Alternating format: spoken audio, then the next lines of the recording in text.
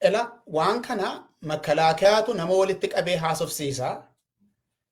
Buqqa'iinsi gaafa ta'u kan akkas isin godhee shaneedha jedhani. Namni immoo lakkii kan nu buqqise shanee isin jettan sana mitii jedheetti. Inni kun immoo maal har'aayii kan faannoon iddoo kana dhufe waggaa 3 ta'eera beeka. Makalaakiyaa dhalaa kan kana jedhu jira keenya. Warri nu daawwattanis waan kana sirriitti qalbeeffadha. Dhageessaniittus jennee yaadna waan kana wal yaadachiisuudhaaf abbaan isaa eenyu kan jedhutu wal gaafachaa jirra amma waan ta'eef. Maaf nurraa dhaabbachuu dide? Maaf uummata kanarraa dhaabbachuu dide? Dubbiin kun kan jedhu gaafannee deebiitti kennuuf deemna waan ta'eef. Amma taatota, aktaroota tokko tokkoon adda baafnee yeroo yeroodhaan haasa'uu dandeenya. Faannoo Wallaggaa, faannoo Abii, faannoo naannoo Amaaraa jennee gargar baafnee haasa'uu dandeenya. Abbaan dhimma kanaa eenyuudhaan inni guddaansa. Kana isin gaafachuudhaaf jedheetanii viidiyoo kana fide. Amma gaa makalaakiyaan yoo beekamtii kanaa qaba ta'e jara keenya. Makalaakiyaan beekamtii kanaa qaba yennaa ta'e. Faannoo irra goreetu makalaakiyaan falma yoo ta'e. Namni immoo difeensii ittisa biyyaati jedheetu kana yaada yennaa ta'e. Eenyudha kan amma gaa sila milkeessaa naasa'eera. Izziidhaanii izziini miraab izziin iyyuu akka jirutti naqamteetti naanna'eera. Iddoo sana dhabuufatisa. Loltuun miraab izziidha. Garri caalaan Wallagguma keessa jira. Beekamtii jara kanaa malee huubi tokko lafan buutu. Biyya sana keessatti. Huubi tokko lafan buutu naannoo sanatti. Woboon jiraachuun isaa hin beekama. Hidhattuun garaagaraa jiraachuun ishee hin beekamti. So amma gaafa waan hamma kana ilaallu eenyudha abbaanii kan jedhuun isin gaafachuu barbaada laani. Kanatti wayii isinii dabala. Rakkinni kuni erga Abiyyi dhufee hammaate. Bara Addawaawii akka kanattiin Oromoon hin buqqaane. Rakkinni xixiqqoon hin mul'ata dhagaamees beeka. Rakkinni xixiqqoon keessumatti naannoo daangaa Goojjamii fi naannoo Horroo Guduruu jiru irratti rakkinni xixiqqoon mul'atee beeka. Uummata jumlaadhaan aanaa guutuu yeroo itti buqqa'ee jira yaadattu. Gandi hundumtuu kan bara Abiyyiidha kan kun ta'e. Namni Abiyyi wajjiniin waliigalee kana hojjetu gurmuun Abiyyi wajjiniin kana waliigalee hojjetu yeroo yerootti hin jijjiirama dhugaadhaanis qeessile jedhe. Amma maaliifidha? Maaliif bara Abiyyi akkas ta'edha? Maali wanti kun maaliif bara Yaadig hin ta'in? Bara Yaadig soo Oromoon hinuma komataa ture, hinuma lolaa ture, nuyyuu komataa ture Yaadigin. Maaf hin ta'in bara sana? Maaliif bara kana hammaate? Kana kanin isinii kaasu tokkoon isaa hojii koo ittanii akka deebistan duwwaadhaaf itoo hin ta'ini abbaan isaa eenyu kan jedhu akka haasuuf nuuf jedheenis qeelsirraan ka'a.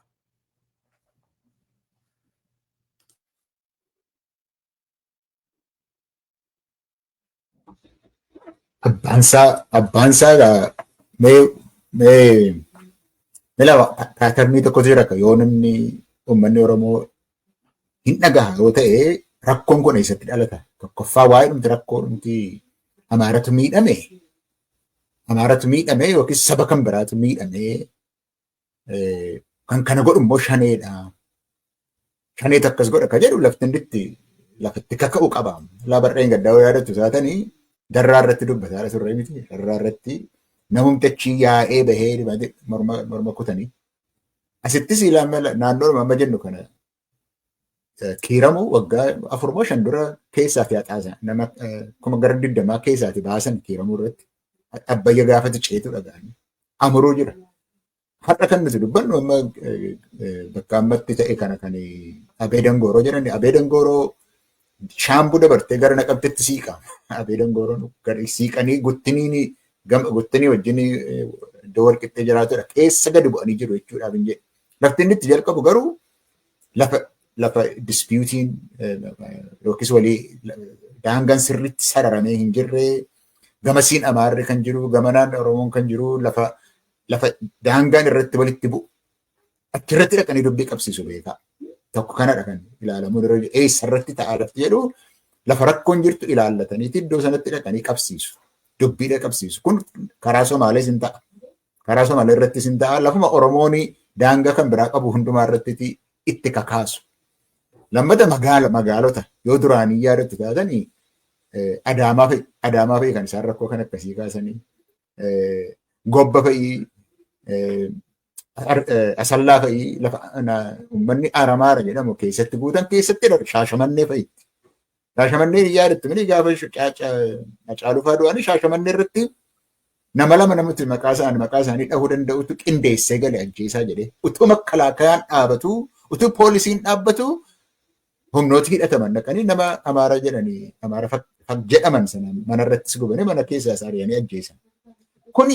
Kuni waan mul'ataa ture waggaa biltsiginnaan aangoo irratti dhufe keessatti. Kanaa achi immoo Oromoo irraati citee iddoo kan biraatti darbe. Kan akka Walloo keessa kan jiru naannoo Oromiyaa naannoo Amaaraa keessa jiru Oromoo irraa citee lafa jirutti fixaa turan. Kunis waanuma nuti argaa turre wambaraa kana keessattis akkasuma godhu. Kuni kan inni nutti agarsiisu lafa Amaarri Oromoon yookis waliin jiraataa ture yookis waliin jiru yookis Amaaraaf Oromoon lafa jirutti maaliif dhalate? Rakkoon kun maaliif dhalate?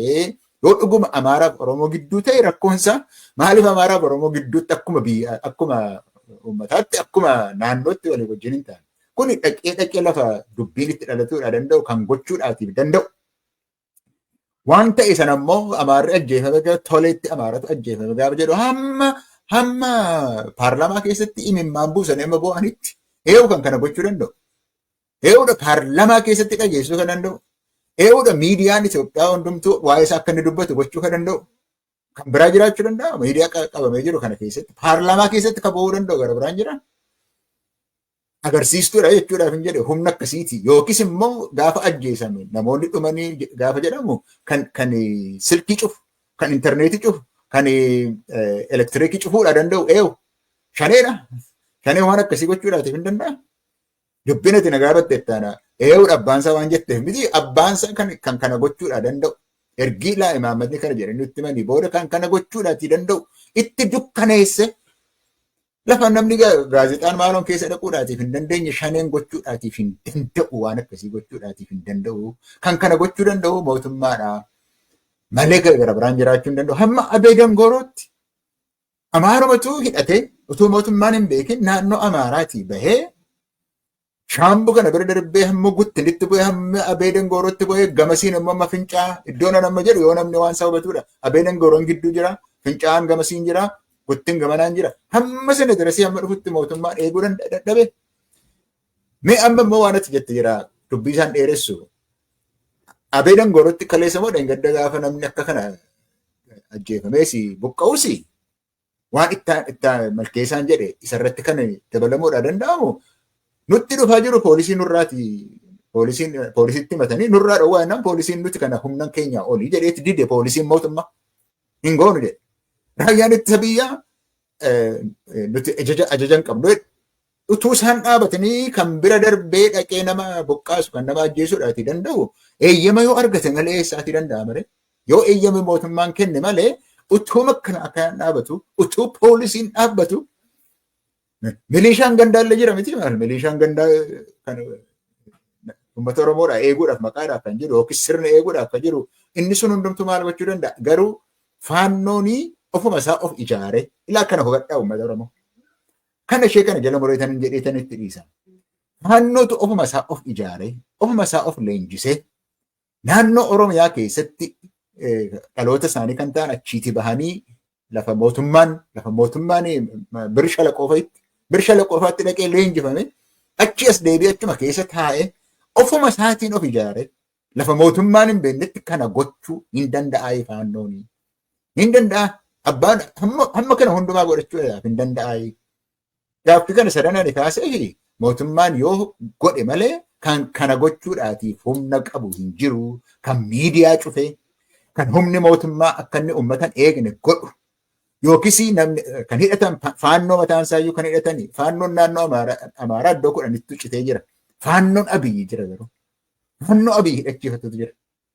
Faannoo biltsiginnaan maqaatti kennee faannoodha jedhee kaasu. Ishii kanarratti amma maaliif gochaa jiru?